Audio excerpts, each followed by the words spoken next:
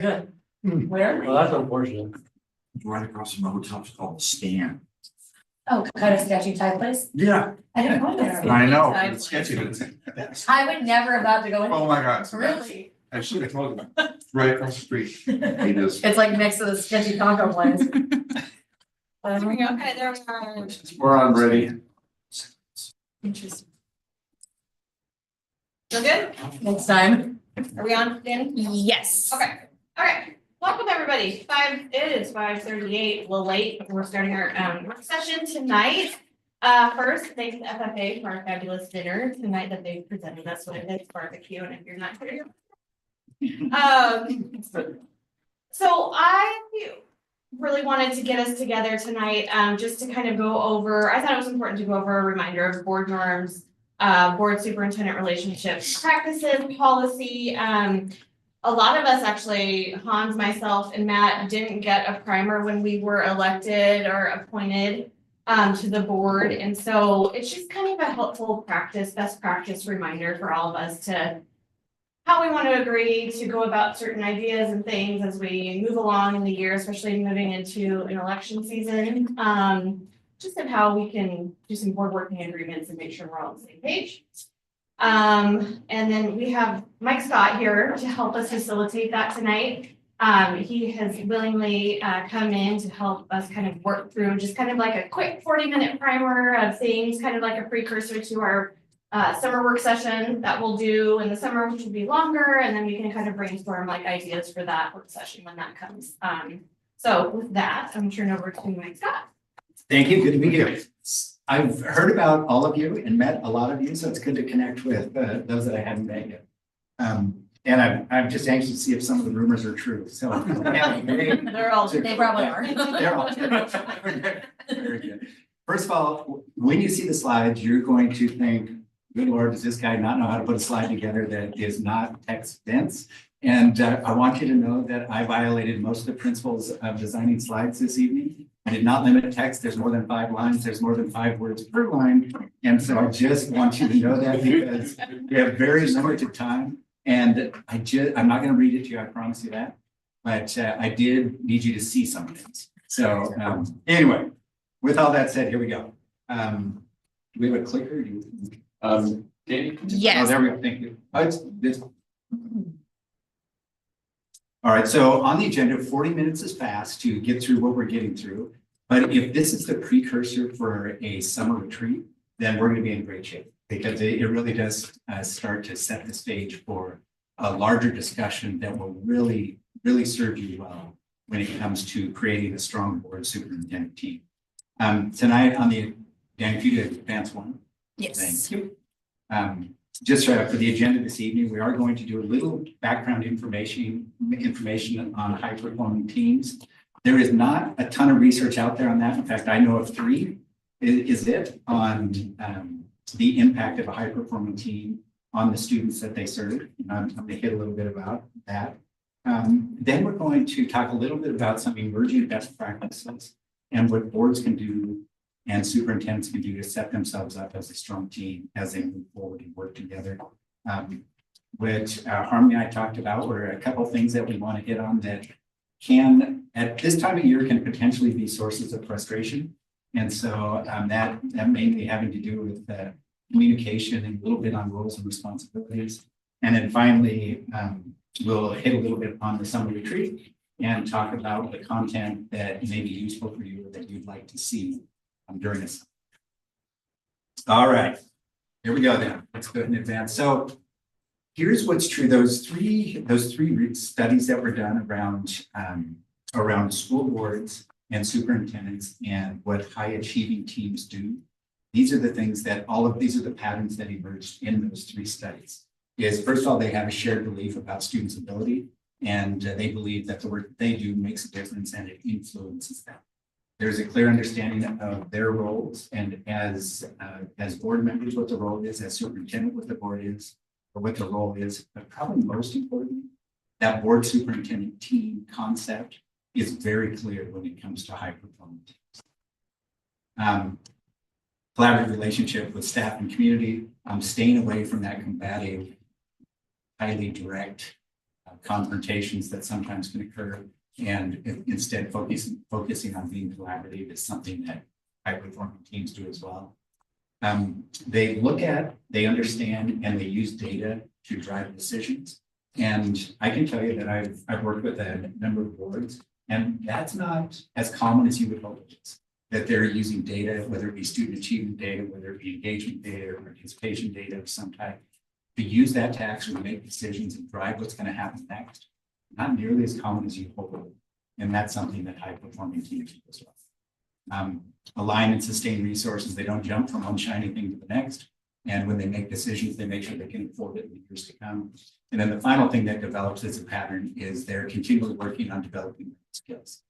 I don't think most people were born, or as a little kid, they say, I want to be a board member when I grow up.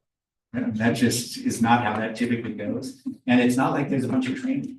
I mean, sometimes you hit that weekend in Salem with OSBA and you learn a little something, but for the most part, you've got to really engage in diving on your own if you want to continue to do that. Here's the reason I talk about high performing teams is because the stakes are higher than they've ever been, it feels like. When it comes to protecting and promoting and elevating the public school system, we've got to get it right. And we're at a moment over these last several years and into the future. If we don't get it right, the stakes are so high that the system could start to erode. The way I like to think about it is every decision that a board superintendent team makes, it's either building confidence in the organization or it's eroding confidence in the organization. So if you look at your decisions like that, and it feels like the stakes are pretty high. It's you folks know this really well. When it comes to just your work out in the community and the goals that you want to accomplish as a school district, passing bonds and local options is impacted if you're not functioning really well together as a team. People can see that dysfunction. And by the way, I need to do this disclaimer. I don't by any stretch want you to think that I think you're a dysfunctional team. There's no reason to believe that, but there is a lot of reasons to be proactive in our approach and to continue to move in a positive direction. So bonds and local options, those can be impacted. We've seen that over and over again. Districts that have trouble passing bonds, there's lots of reasons for that. There's obviously the socioeconomic status of the community, but there's also the perception, the confidence that people have in the district. And when that ebbs and flows, so does their ability to pass bonds or local options. I always have been a big believer. We don't ever want to give our our community to get in the habit of saying no to schools. We can never be there. We need to be in that. We need to have such a positive perception. They need to have such confidence that they support the public schools. We also know that when the board and superintendent are working together and they're aligned in their goals, they're aligned in the way that they allocate their resources, that student achievement is impacted. The fourth one was kind of a realization to me about my 5th or 6th year being a superintendent. We were in a time then where there was a lot of strife on the board and with the superintendent team as well. And I used to think that nobody was paying attention to that and nobody knows. And then I paid attention more, and it was very clear that that was a story being told out there, that there was a lot of strife, there wasn't a lot of collaboration, and people knew that, and it impacted staff morale in a negative way. As I did school visits, I would hear about it over and over. And I guess early on, I just wasn't aware of that. It's definitely a thing. And the 5th one, superintendent longevity, is, I think the average is just right around 3 years right now. And we know that sustained leadership from the board and the superintendent increases outcomes in a huge way. Not only is it expensive to do a search, the traction that you lose and the quality of the candidate that you might or might not get is just too big a risk to take. So being that high performing team, there's so many stakes that are high right now. We just got to get it done. All right. Oh, there's a fun slide. Look at all those words. So Really broke the rule. really. I made that 2 or 3 slides. So, well, Aaron told me to keep the slides down in numbers, so I did. I put a lot of words on the So anyway, here's some emerging best practices that we're seeing from board superintendent teams that are really kind of singing right now. And the first one is to have a summer retreat. And at the summer retreat, here's some things that come up over and over. I'm not gonna read those to you, there's too many there. But just this whole idea that you're deliberately getting together. And at the retreat, you're going over things that put you in a great position to have a great year. And it can be anything from doing some goal setting together to talking about communication to putting together working commitments. That time you spend together puts you in a place of your odds going way up for success. The other thing that I've been encouraging people to do is have that mid-year work session where you review and recommit to the board superintendent team commitments that you put together. If you build in time during your year to recommit and review those, it doesn't feel like you're doing it because something's failed, right? You're doing it because it's on the schedule and it makes sense. And it's a proactive way of staying focused on everybody doing the right work and interacting together. So bake that into your schedule and it doesn't feel like you have to have it because something's off the rails. That is not very easy to do. And then finally, that mid-year work session.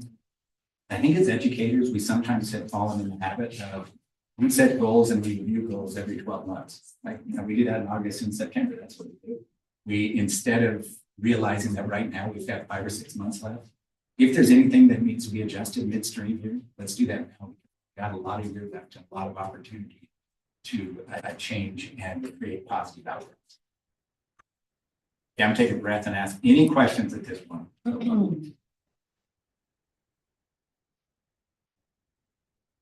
Are we going to go through the board working agreements? Next slide, please. Okay. There it is. Almost like you knew what was. I just almost like I We did. get this to him. Sound very nice. So these are the areas that that I've seen over and over again. These are kind of the patterns that you see in the working commitments that people. And what you'll see here is that it's a pretty exhaustive list. Not only do you talk about why you have the purpose, what's the purpose of the working commitments, but you can see all those items up there. And if you look at those, choose your favorite number between 1 and 12. You have probably wondered about that, talked about that, or wanted some clarity on some of these things as you go through the years of work. It could be as simple as, hey, I'm a board member, I want to go visit some schools. How do I go about doing it? It could be as simple as, I'm the new board chair, wonder what I do. Could be that. So you see, we try and put together an exhaustive list. We spend, usually it's like a 6 hours of time together, and we hash that stuff out and we get it down on paper and we're super specific about it so that you've committed to the rules that you're all agreeing to. Okay. All right, Danny, if you can go ahead one. Here's your current ones. And if I compare these to what I've seen in districts that go through that previous slide, these are like, when I didn't read books in high school and I bought that little yellow pamphlet, what were those? Cliff Notes. These are like the, yes, these are like the Cliff Notes. What a lot of people do is theirs would be like a 4-page document that would really spend time spelling out each of those areas so that there's just a lot of clarity. I think too, to provide context, how we arrived at these are the people who were on the board prior to myself were on it for a very long time. Yeah. And so although this was in place, it's like they just had an understanding of how they work together. Even though they shifted around who was in charge year to year, it was kind of like, Yeah. you know, I'm passing the hat to you, you're the chair this year. But they worked together for a long time. And then when 3 of us joined the board, we did go through like a 6-hour training. And it was useful. But I know when we got to this point, it was kind of like, this is what we have in place. Everybody agree to this? Like, are these things you guys can still all do or no? And I think we tinkered around with like 1 word or something and we were like, hey, yeah, we can do what you guys are doing, you know? And so that's how this came to be. Gotcha. Yeah. Yeah, that's good. So if it looks like this, it's because that's about how much effort was probably put into that. document after that many years, it probably needs to be verified. Yeah. Well, and I also think with, did you say 3 or 4 are up for election? Three seats. 3 up for election, yeah. So just with those kinds of transitions as a possibility, it makes a It's lot a of lot. sense. Yeah, it's a lot. So use it as an opportunity to revisit what your thoughts are on those, on that previous slide. Yeah. And really dig into defining what. Okay, all right, let's have a mid-year discussion check-in. So these are the 2 areas that are constantly being reviewed and rehashed and committed to over and over. Over and over. These are, I mean, communication roles and responsibilities. So, and with Aaron being new, being about at this, just past the 6-month, it's also a great opportunity to have a conversation about how, if you want to keep, we could do that, but he's in the room, it'd be awkward. So, Right. but the whole communication piece around, are you getting your needs met? Communication wise from Aaron and vice versa. And talk about that, talk about board leadership, and are you getting your needs met from board leadership? So let's talk about those first. Let's, if you want to advance one. All right. So these are what Aaron has shared with me that typically is done when he is communicating with you. Right? These are the channels that he has in place. And I believe that you spent time either hearing from Aaron or talking about the purpose of each of these channels of communication. So the weekly board update, that's pretty clear. It's weekly. You get some background information, what's happening in the district. You get a heads up about some things. The one-way text that it could happen, there's an event looming, and that's typically just from Aaron out to the board saying, hey, this is starting to happen, dealing with it now, more information. And that is, of course, a one-way text, because you can't go back and forth and create a serial feed. Interim updates is needed if waiting till Friday and the weekly board update isn't timely, and putting out information midweek. Fireside chat, so that's either in Sherwood, if that's happening 1-to-1, 2-to-1, it sounds like, and then phone calls as needed. So when you see that up there, how's that working for you all? Any thoughts? And Matt, we're listening for you as well, online there. I have felt the most adjustment, maybe not, but it feels like that, having been the chair and then stepping back from that. Yeah. And it's not all bad adjustment, but I think our prior superintendent was very quick to fill me in on things happening around the buildings. Maybe even stuff he didn't need to, just like did share. And it did feel helpful in the sense that the community will often like post conversation or they know to maybe come to us and be like, is everything okay? Like maybe you can't share, but like there's an ambulance at such and such school, like everything solid, you know? Yeah. And it's always a tough dance anyways, because even when I had the information, I was like, I don't know that I can share much, but there seemed to be some comfort from them in knowing that like we were aware and it was being managed, you know? Now Harmony is the one communicating directly, and he does do a good job of letting us all know. And so does Harmony. And I think back, like maybe I didn't do a good job. There's probably things that I knew and that I didn't disseminate out to the rest of the board either. But I think that's the only piece where occasionally there's things that I'm like, I have no idea why there's such and such going on. And maybe I'm not needing to know, but it does help to know, just so that you can like quiet some of the chatter. And then it does also put you in a weird spot where you don't know how to comment. So it's kind of like, I see the pros and cons to it as well. But I just feel that piece of the adjustment the most. Everything else has been awesome. Like weekly updates for me have been great. Knowing what's going on with the crisis have been great. The chats have been great. Phone calls, everything else has been awesome. That's just an adjustment for me to like figure out over time. Do you think that's because of the frequency with which you were communicated with as the board chair, or is it just a difference in style? I think it's both. I think it's, and so that's why I'm like, some of it's probably healthy and positive, right? I think I was just hearing a lot. And also we were in contact a lot because of the bond, or the levy, you know, like we naturally had to be around each other a lot. So there was probably more opportunity to say like, this is what's happening at such and such school, you know? And also maybe we've had less events, you know, like less things that happened. Right. But I do just feel like it's quieter with that regard. Okay. Yeah. I was actually thinking about this today because we were talking about this on the way in with the pertussis outbreak that happened at the middle school. When I got that email, I thought to myself, would that have been a text? Should that have been a text first? Like, Oh, see, and I didn't even think about that when it came through, but I would agree. That's something I would normally like. yeah, I feel like Maybe that have would have known. normally been a text first, and then I would have known the email was going out, and so it wasn't a surprise, because then I got like, there's whooping cough at the middle school, and then I was like, what? You know, I don't like that, I having been thrown off like by that, by someone coming to me and not knowing. I feel like that maybe is a good text heads up, just knowing that it's coming, not that I can do anything to stop whooping cough, but like, just knowing that like that Right. that email's going out, it's nice to not be surprised by that, just something like that, Yeah. And then, but me being new as board chair, I'm like, should that have been a text? Right. I'm not sure. Right. But I would have liked it to have been a text, you know, just a heads up, I Okay. think. Thoughts?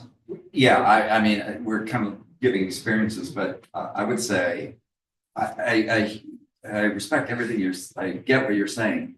But two comments, one, as a newer member, I feel much more information is passing Good, than the chair. good. And that, you know, I was just learning. Yeah. So to me, not the chair, blah, blah, blah, it seems like a good stream, but then the bigger question is, when is it too much? Is there such a thing as too much? And I see what you're saying, Abby and Harmony, but, you know, I didn't even know, Harmony, I didn't look at an email this afternoon. I had no idea that there was pertussis out there. So when is it, you know, in the world we live in, it's just a bigger question, when and how quick and how expedient and how accurate, how truthful. Right. Yeah. Oh, I'm sorry, it wasn't pertussis Right. tomorrow. And everybody's in the tiz. So I'm not, I don't have an answer for that, but just kind of throwing it out, and I don't know that there is an answer to that, but just Yeah. as an awareness.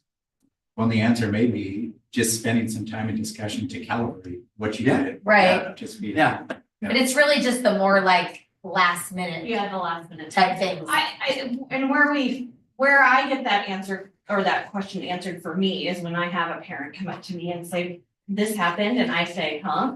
Like that to me is like, oh, that needed a text, or like if it's a group, it's like a parent email to the whole school and I didn't know it was coming.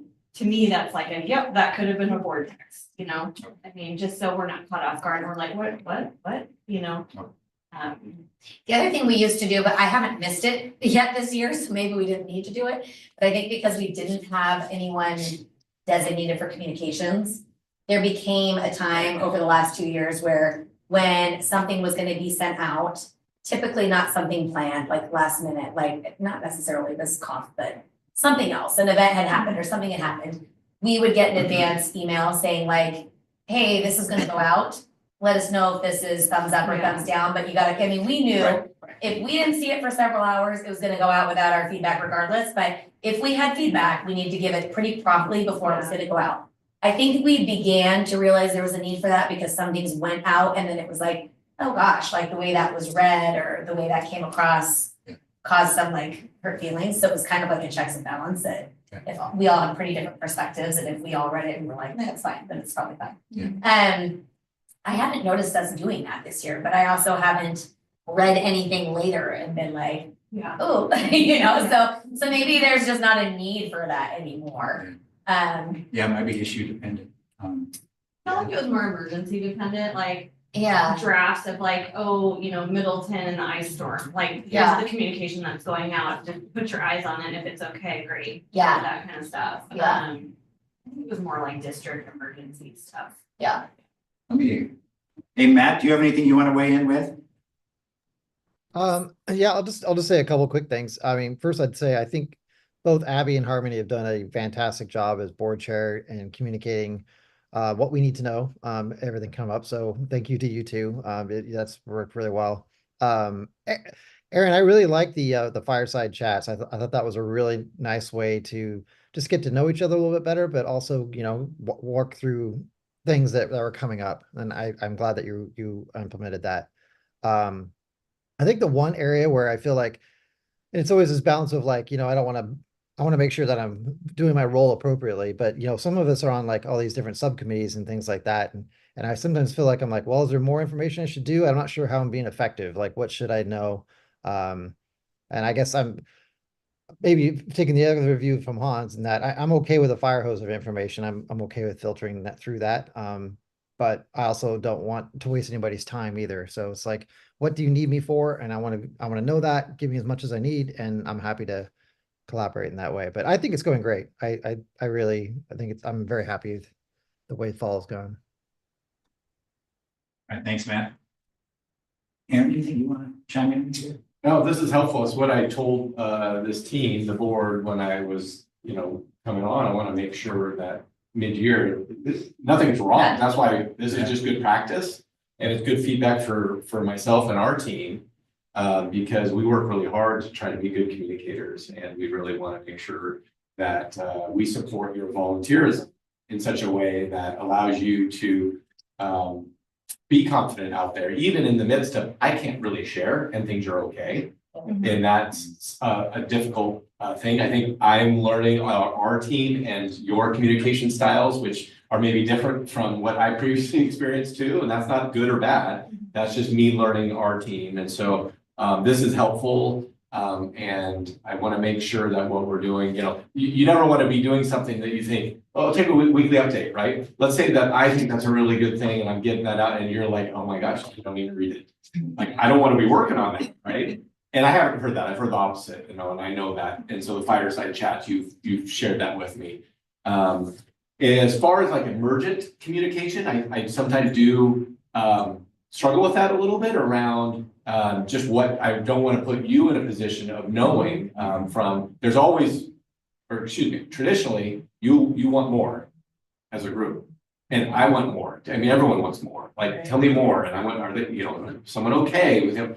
And a lot of that is limited. And so I wrestle with that sometimes. And so I want to be a good communicator and let you know we have an ambulance, we have something. Sometimes, as you know, that's all happening in live time and our team is taking care of that. And a friend of yours is driving by and notices that in high school, calls you and you're like, Aaron, and literally we're getting it through our office at about the same time as that school is handling that emergency. That it's like an example, right? And so I appreciate the information about like kind of all communication out to all parents. That's a good connection point. We've tried to steer to a different direction this year a little bit, where we know most often parents want to hear directly from their schools. Yeah. And honestly, we wanted to pull back a little the fire hose from the district on purpose. Yeah. Over the last couple of years. And so Danny's done a phenomenal job of helping us with that and making sure we did the top 3 that goes out to the community. But other than that, we try to not push out too much through Parent Square, where parents are constantly getting dings. In fact, the significant communication shift is that we have every school setting out their communication, their newsletters at 2:00 on Thursday, which is nationally known as the best time to send parent communications from a school district. And so we're super proud of that. Our secretaries and principals are rocking it at 2:00. Those dings go out. If you're not on every one of the school dings, like get on it, But so we're real appreciative of that, trying to be a good force of communication that comes out from our school. I think the communication honestly is more clunky between board members. That can sometimes be the struggle point, right? Because it's just nature to be like, hey, let's just chat about it, but we can't. Right. So sometimes things are so like seem silly or casual or just quick to communicate. And so it feels clunky, like even like Matt was saying, going to like different committees. And it's like, I guess you have to share it out as a board report to the group. But it almost feels silly, like after you've been a part of it, you want to share with your board. Like, this is what I learned before things change, or if you have questions that, So I think that communication is just by nature clunky, and it's confusing to people who listen too. They always say like, you guys chat about it? And I'm like, well, we don't really have that opportunity the way you think we do, Yeah. Gotta be in a public meeting. Yeah, it's tricky. In terms of wrapping this one up, if we could say at this point, so Aaron's heard you on maybe a few more of those items that are emerging. and then spend some time at the summer retreat, really calibrating. Or would that be a good adjustment for folks to make that work? Yeah, everything else is great. Okay, very good. Thanks, Dan. So next one, between board leadership and the superintendent, I love that you brought this up because that is a common complaint I used to get from previous board chairs is that we used to talk 3 times a week and now it's weird for me just to not have that same level of Totally. interaction. Yeah. So FOMO is a real thing. Gotta- Oh, FOMO. It is a strange, like, You've got phone. yeah. You've got. What am I supposed to be doing? You're supposed to relax. I am. She's like, I don't know. So when it comes between board leadership and the superintendent, I just like to try and clarify what that looks like because typically board members who are not part of the board leadership, they do believe that they're missing something, or they do believe that there's additional information that they kind of wish they knew. So just from previous experience, I can tell you and my conversations with Aaron that typically the conversations that are occurring with board leadership and himself they kind of fall in these categories. Tons of agenda development and prepping for the board meeting to make sure it goes. Oftentimes it's putting heads together to figure out who's going to respond to the community question or whatever email came in. And then there's also that piece about I just want a person at a local event or regional event, something hosted by Northwest Regional or something through OSBA. I mean, those are typically the buckets that 90% of the stuff falls. So if you haven't been a board chair yet, this is what you're missing. Most typically. Harmony, you want to add something? Yeah, I mean, I feel like we're doing great, our communication, we've had to kind of work out like what, just personally, like how we communicate best and I like all the ugly and Erin didn't like that at first, I think, but I think it's going well, like, and Abby's a part of that for agenda meetings and yeah, I think it's going great. I think I have a really honest relationship with you, and if I felt like I needed something, I have no problem telling you that. In a nice way. Well, and Erin and I have talked quite a bit about around the communication front that as school board members, you're considered an agent of the district. So you can have additional information that other community members couldn't. And there's balancing between the want to know and the need to know. That's always a balance that you're working towards. And then from Aaron's point of view, I know that he views you as kind of the key sense makers in the district, and there's a big understanding that people come to you because they think you know we're out. And so whether it's an ambulance or whether it's a curriculum adoption, you're going to get those calls from the people. And so trying to keep you up to speed as much as possible serves him well, serves the district well, and certainly meets your needs. All right. Go ahead, Danny. More, please. Actually, any changes there that we need, Danny? Harmony, you feel okay about that last slide? What's that say? Would you go back one? Go back one. How do you do that? What we're missing out on if you're not the leadership. Or the down arrow, maybe? Is it the down arrow? Yeah, try that. No, up. There's that one. It's the opposite. So anything that you would change here, or anything that you need to talk about? Or Aaron, anything from your point? Okay, now you can use that other. Okay. I feel like I come on the clock 8 minutes left. Okay. Communication between board leadership and I don't know what agreements you have in place, but has that been defined? And if not, maybe that's something we talk about in the summer, or we can a few minutes to talk about it. I mean, I would like to talk about it here, just since we have Great. you, Let's do and it. this is what we're here for. I think there is a little bit of gray area where, in terms of speaking with one voice as a board, I think some of us feel that, we've been elected as these individuals on this board, and so we're speaking to our constituents the way that we feel is necessary. And I think speaking with one voice is just determining in what areas would we do that? Is it the press? Is it at a board meeting, once we've all gotten our heads wrapped around like an action item or something like that. So I don't know where everyone's landing on that, so I guess I just want to know how do we feel about speaking with one voice through the board chair? Yeah, that's a tricky one. Yeah. Yeah, that's what we're facing right now. Yeah. Okay. We are, honestly. So, we have people with very different perspectives, which is okay. But then, boards I've been on in the past is you hash it out and you have a consensus decision, so you're not surprised at the board meeting. Yeah. But that doesn't mean that's the way it always is. But, we have things that are cooking right now that, you would get very different. You talk to board members individually. Mhm. So I think that really needs to be addressed, that's kind of roles and responsibilities, obligations, consequences, all these things. Yeah. How we interact. So yeah, it's a good one.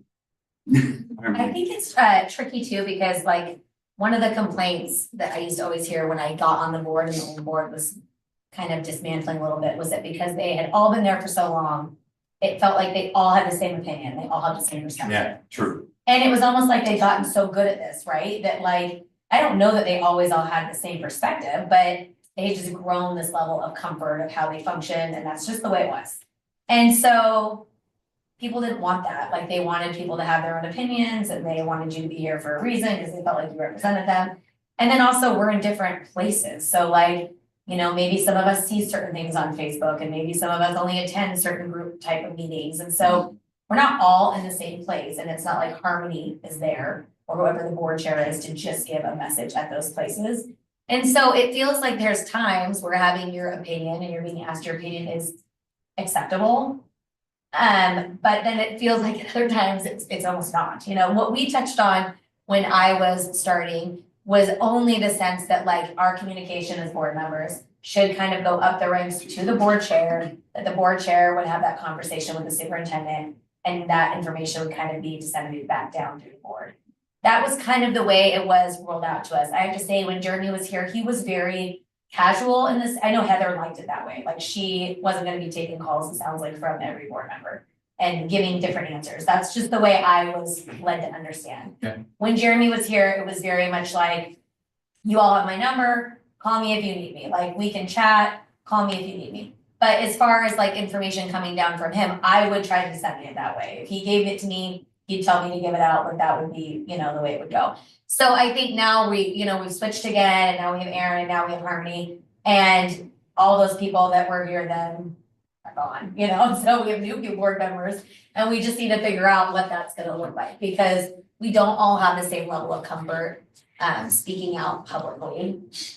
I don't know if we all have, I don't know how you feel about it. I feel for me, like even on Facebook, I hate Facebook, and occasionally I'll feel called to task to just respond because what I'm reading is so far off the mark, and people are like creating such a crazy narrative that I'm like, I feel like I should say something to just like settle it a little bit. But even then it feels like a crazy responsibility to say the right thing. And then if people respond with a question like, oh gosh, now I got myself into this because I put something out there, do I have to respond? Because then it goes down direct, it's really hard. It's teetering. It's really hard. And I have felt at times like, well, then I just won't say anything at all, because then I just don't get myself in that space.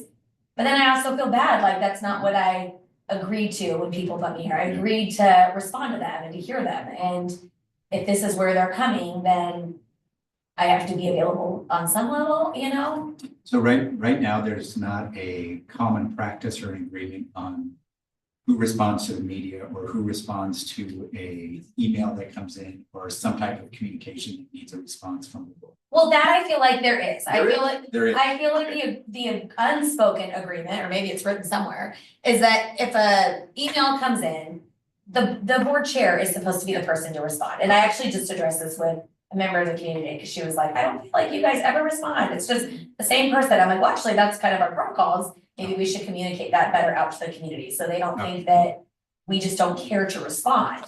It has always been that the board chair responds first, and then if you have something extra you'd like to add, that's acceptable. But you're supposed to CC the board chair so that they know that communication has continued So on. you've got that part. We got that part. I don't know if everyone's following that, but that's how I understood that to be Mhm. in place. I agree.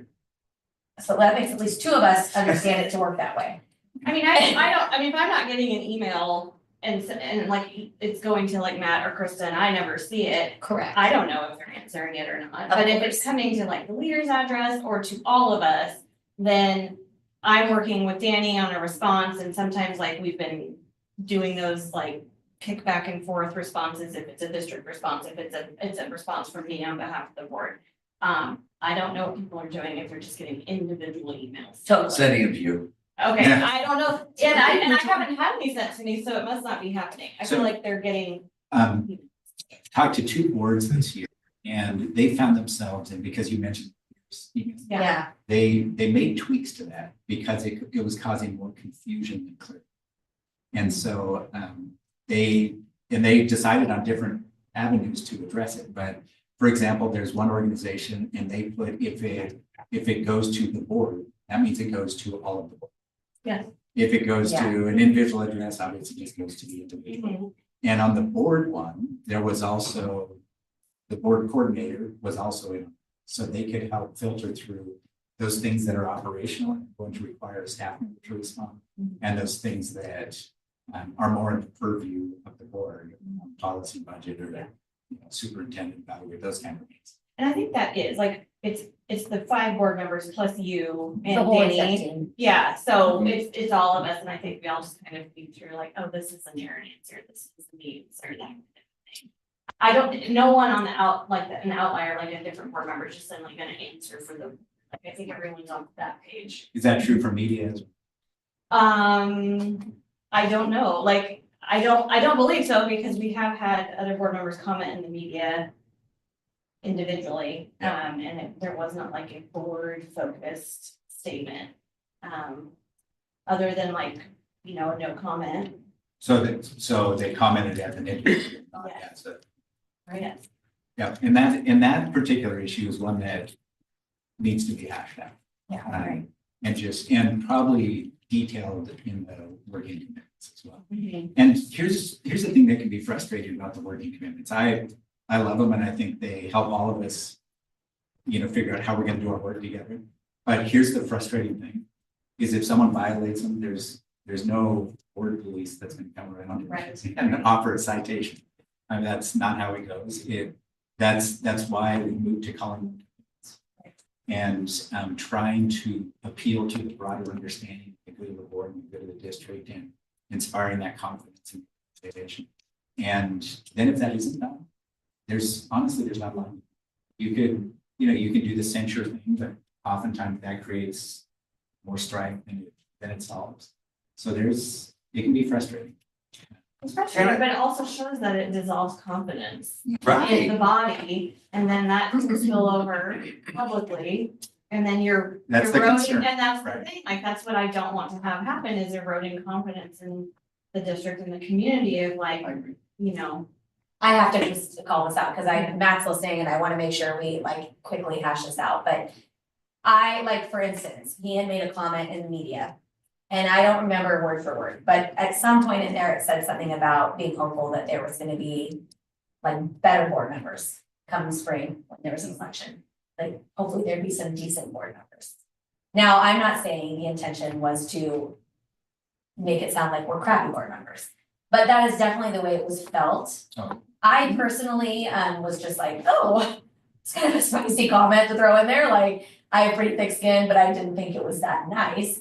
But I did have I had about 4 or 5 people from the community approach me and be like, wow, that was not a nice comment. Like, should I come to a board meeting and speak about the quality of board members I think you guys already have on the board? Yeah. And I was like, there's no need to do that. But it wasn't just like something I read and thought, ooh, that kind of, pricked me a little wrong because I'm a board member. It was felt by the community.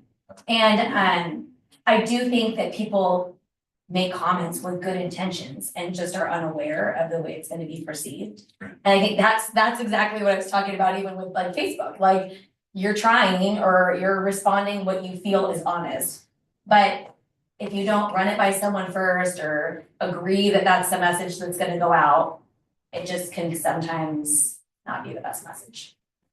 So again, like you're saying, there's no like consequence. But it is a consequence that's like felt by the board members for sure. I think that Matt wants in potentially. Can you hear? Oh, yeah, no, I was just gonna say, it is hard sometimes when you get, individuals contacting you. And you're trying to make sure that like you're respecting what they're asking and not just dodging every question that they give you. But you're also trying to be very careful about like, I'm not speaking on behalf of the board. I don't know what our position is gonna be on something, right? And that isn't something we really will hash out how we handle those things or even how we even have those conversations. And so sometimes there's like these things where I feel like we just kind of acquiesce and don't have a way of actually a system to discuss things. And I think that's tricky. But yeah, whether it's social media, whether it's a newspaper, or whether it's just, at symposium, meeting somebody in the community because they wanted to talk to you about something. It's tricky. And it is something that I think, I definitely am not great at, but I'm definitely trying to learn how to tightrope that line between I'm an individual board member, this is what I understand, and I'm not speaking on behalf of the board kind of a thing. But yeah, I hear you, Abby. Thank you. We're not gonna solve this one tonight. But yeah, please. Just a bigger, higher level perspective. So I hear loud and clear that there's no consequence to certain behavior. But can't you, in your hashed out roles and responsibilities, implies, I don't want to be a policeman, but if you're not doing your job and it's clear that you violated X amount of things, you can't set that up yourself to say, we're going to ask you to politely relinquish your position. You can't, I don't understand why you can't do that. Every place I've ever worked had rules and it used rules, but guidelines, and if you transgressed and you didn't behave and come around, you couldn't take a turn for 4 years and just say, I'm on the board and not participate, Right. so to speak. It just seems to me to be. Yeah, I hear what you're saying. If it's participation, there's some organizations that have board policy around participation. And the degree to which you have to participate. Yeah, you hate to get into the weeds, but yeah, but that's something like that, yeah. And then not adhering to the working commitments. That's a hard one. But you could spell out, well, I'll just give you a real example. In our partnership, if you missed 3 partnership meetings in a year without sufficient excuse, you could be a partner, you couldn't vote. So there was a consequence to your action that made it a balance. That would be more of a policy thing than a working committee. Okay, but you could make a policy then. I guess I'm using. I would have to refer to public meeting to check. Okay, I didn't mean But, but yeah, I declined to answer. okay. It's fair. But what about media? It's fair. Would you like to, yeah, What about the media too? Yeah. It spills like over answer to other media. things too. I mean, it's, right, yeah, Yeah. you can agree to it, and then you've got to follow, and you're very limited on what you can do. I know it's not a satisfying answer. but it seems like it'd be valuable to take time to really have those agreements in place and have those conversations For sure. with a full group of people. Oh, And for say, sure. okay, we are agreeing to these things, Yeah. yeah. Yeah, commitments. Yeah, Yeah, okay, okay. I am at 47 minutes. Well so, done. we can go ahead and skip this next one, but what I would ask you to do in the semi-near future is, as you think about a summer retreat, what is it that you would want to cover? And you've got Danny has a list of everything that was on those slides. So you can consider those, come up with other things that might be helpful. We would ask the cabinet to do the same. They're major players in all of this, and of course, we're talking a lot. Any final questions or comments that we should be doing? Yeah. I just have one reverse kind of comment. Okay. A lot of this has been about board members, and I really appreciate that, but to what degree could we maybe put something in there about Aaron's evaluation, our feedback, to Aaron, you mentioned at the beginning, but so that he has some solid footing too about how he's performing. I know there's ways to do that are Yeah. very beneficial. One of the items on that summer retreat list is to go over superintendent evaluation and avenues for. So that would be incredible. We're gonna talk about that, like Thursday meeting for his evaluation. Oh, Yeah, if you didn't read ahead, it's on. Yeah, it's on The agenda? Yeah. I read the agenda. Did you? I did. I'm like, I think what, I just want to say on behalf of our team and Harmony and I think, Mike, it's great to have you here. I would love for us to continue, like, this is just good practice mid-year. And then I'd love for us to, set a date with you pretty soon. I know you're a busy guy. And so, I'd like Harmony and I to work on setting a date for the future summer retreat with you. So that's wonderful. And we will get, those documents out to you. And, Matt, thank you for logging in, online with us. So we appreciate that. And I can't promise that we'll get you any tri-tip. That Betty will be left, but. Landon. Oh, yeah, thank you. yeah, still. Yeah. All right, Okay. well, we need to head over there. Mike, thank you. Thanks, everybody. Thank you so much. Thanks, Mike. Tell Caroline. I will tell her. She'll